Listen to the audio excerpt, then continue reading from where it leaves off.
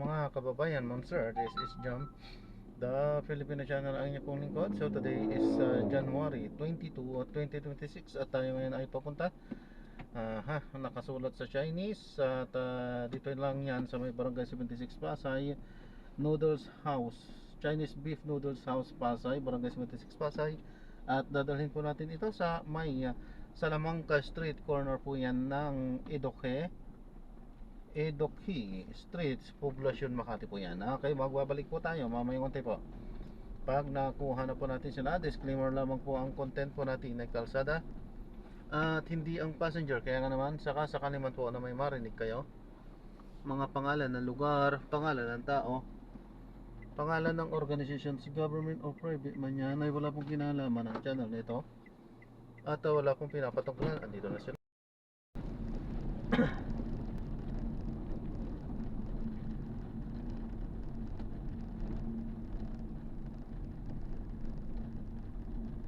Makati, right, sir? Yeah. Okay. Because I cannot read your name, so that is why I cannot confirm with your name. It is written in Arabic. I mean, not Chinese.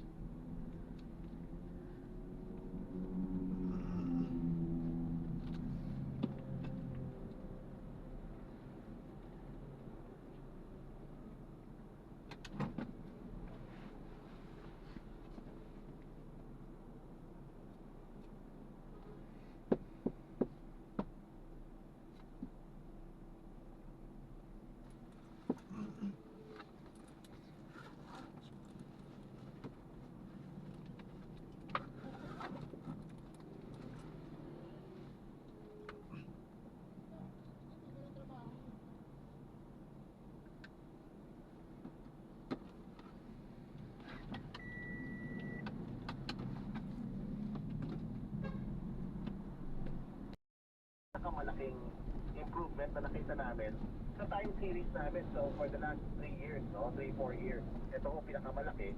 So gusto namin imbestigahan siyempre kung anong nangyari.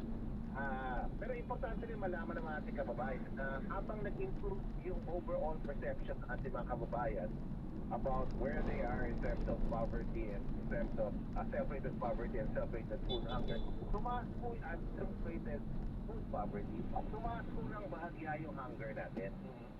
So parang parang iba yung result, no? Ang nagsasabi overall, nag-improve ang estado natin, pero maraming lugar nagkaroon ako ng spike sa hunger dahil kung tinamaan ako ng bagyo yung fourth quarter. So you'll notice po dito sa Luzon, there's certain places, meron ho rin marami sa Mindanao. So yun ho yung mga lugar na, lalo sa Mindanao, na lagi-laging may problema with regard to self-rated poverty and self-rated hunger. So bagamat maganda ang overall perception ng ating mga kababayan about the state of their poverty, in many places around the country, lalo na tinamaan ng mga bagyo, tumaas po yung kagutuman. So kailangan ko ng gobyernong tutukan yung mga lugar na to. So karamihan dyan sa Mindanao, karamihan dyan sa Visayas. Kasi siyempre yun lang para sa atin, mas importante, hindi yung perception, kundi yung reality. Hindi po ba, sir. At so sa tingin niyo po ba, paano po ba pwedeng ma-expand itong hunger na nararamdaman ng ating mga kababayan? Well, I think kasi yung areas where hunger is prevalent po, napakarami po, geographic space rin siya naka-identify rin siya sa survey. Pag marami sa farm, o marami in Mindanao in general, there are places like in Eastern Visayas, no? And there's some places na naka-experience ng hunger sa Balang Luzon. Pero nung tinatanong natin kung yung frequency ba, lagi ba kayo nakakaranas ng gutom?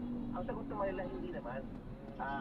So episodes lang. So nakita namin, minatch namin yung weather situation doon sa lugar. Nung tinamaan ng bagyo, may short term na hunger na naranasan ng iba natin ng kababayan sa Balang Luzon in particular. So of course, sa NCR, pag pinag-aralan mo yung hunger situation, hindi naman lang siya dahil sa weather, dahil rin sa food inflation towards the fourth quarter. Tumakas kasi inflation ng pagkain, lalo ng Christmas time. So siguro, yun ang maraming rason kasi for this.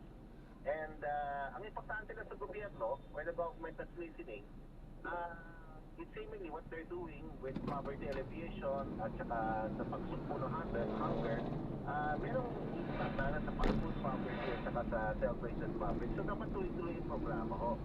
SWD, malaking bagay ho yung work nila dyan. Si Secretary Rex Gatchalian.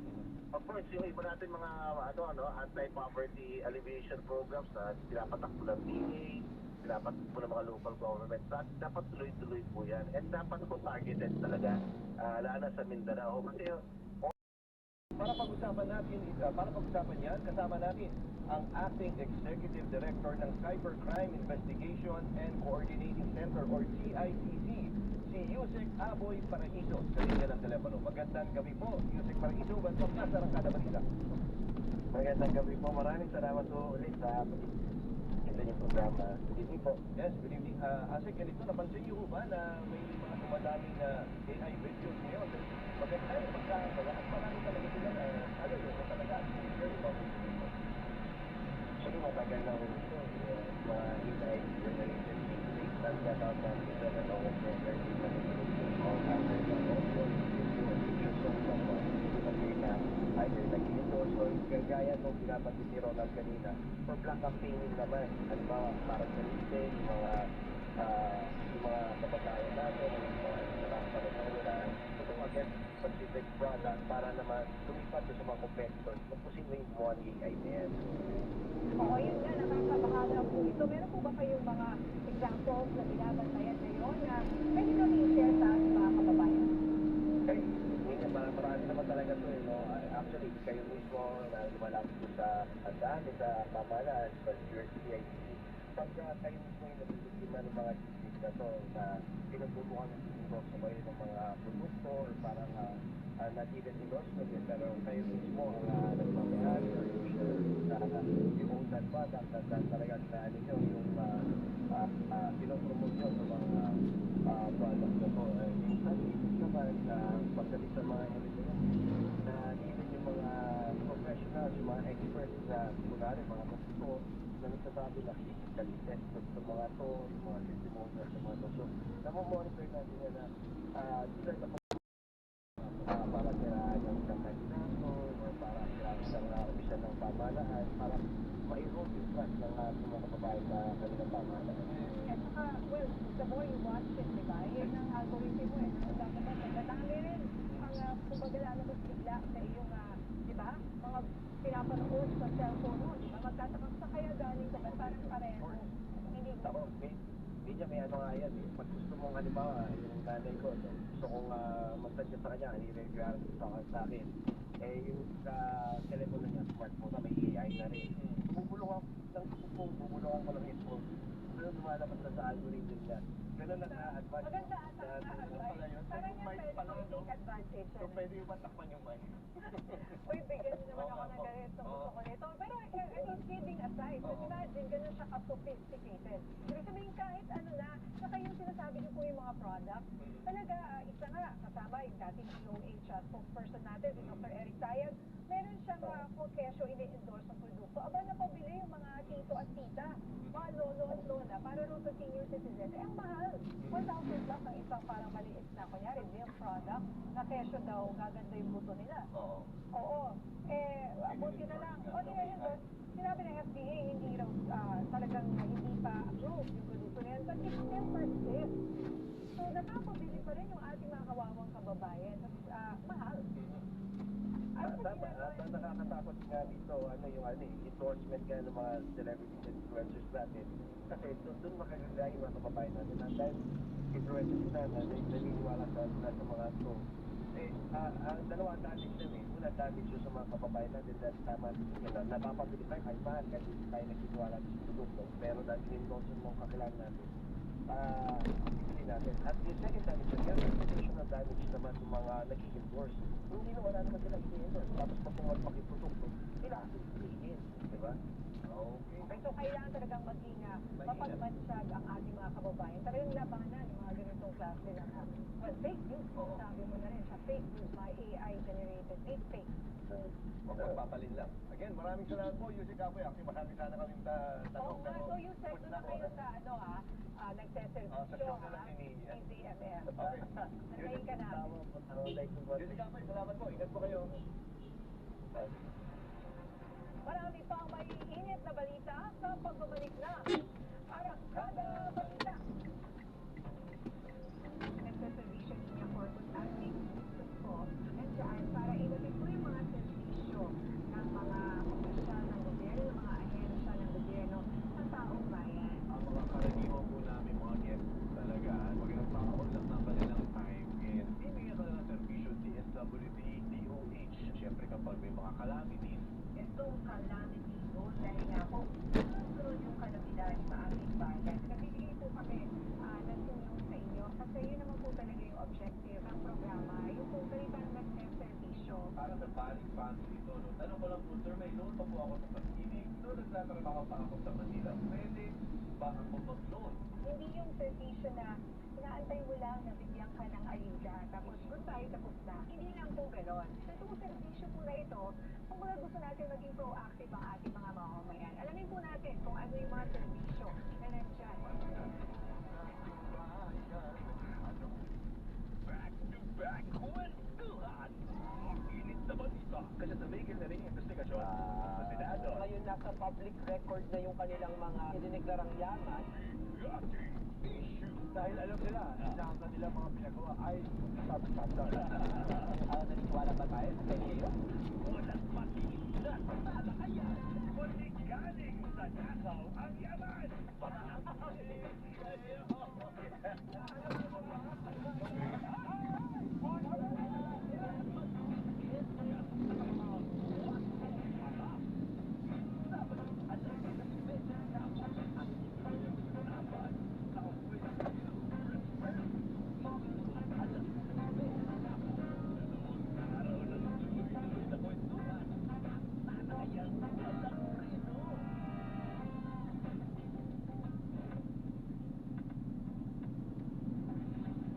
Sinampahan ng ethics complaint ng abogado si Marvin Aceron, si Senator J.B. Ejercito, ang mismong chairman ng Senate Ethics Committee. Ayon kay Aceron, dahil ito sa pagbaliwala ng komite sa isinampang ethics complaint nila laban kay Senate President Francis Escudero. Dagdag pa ni Aceron, itulad ng Kamara na mabilis na inaksyonan ng ethics complaint laban kay Cavite Congressman Kiko Barzaga, wala pa rin nangyayari sa reklamo nila laban kay Escudero. Matatandaan na sinampahan ni Aceron ng ethics complaint si Escudero dahil sa pagtanggap ng 30 million pesos na campaign donation mula kay Lawrence Subiano ng Centerwave Construction. Napahinto ang mga sasakyan sa kalsada sa barangay Kamanjan, Davao City, Lunes ng gabi nang magulantang sa nakita nila sa gitna ng daan. Isang dambuhalang ahas ang misulang nakaharang sa kalsada na nagdulot ng takot sa mga motorista. Sa video na ibinahagi ni Emerson Sarenas, makikita ang isang lalaking walang takot na hinila ang buntot ng dambuhalang sawa. Inaikot-ikot pa niya ito at pinagahampas sa semento. Hindi naman nanuklaw ang ahas na hinila patungo sa gilid ng kalsada. Ayon kay Sarenas, hindi nila alam kung ano ang nangyari sa ahas. Pero aminado siyang nagulat na may nakitang malaking sawa at sa ginawa ng lalaki. Actually, nagbigay ng comment dyan yung animal welfare group, yung tita, kinokondemn nga nila. I mean, animal cruelty pa rin yan. I mean, nasiiwas mo eh. I mean, dapat ano ko lang sa barangay, then may proper, naman eh, mag-handle ng mga kaso. Naisip ko baka parang, ano siya, hindi ko lang amo pa siya, or kaibigan pa Kaya, siya. Hindi, parang alam niyo, yung walang takot eh. Oo eh. Saka parang naiisip ko, baka for show ba yan? Oo, eh. Pero ngayon, nasa na yan? Yun yan, hindi daw nila alam eh. Okay. Kaya yun, hindi pa rin animal Buti na cruelty. rin, buti na lang din ay walang nasaktan or na-aksidente rin sa insidente. At yan ang mga umarangkadang balita ngayong araw. Ako si Ninia Corpus. At ako naman, si I-drop na natin sila. So maraming salamat po sa panonood. Hanggang sa muli, ingat. God bless. habang wala namang Paalam po. ang driver ng SUV. Sa ibang balita naman, patay ang isang lalaki matapos barilin sa Valenzuela City. Ayun. Ang suspect na pikon umano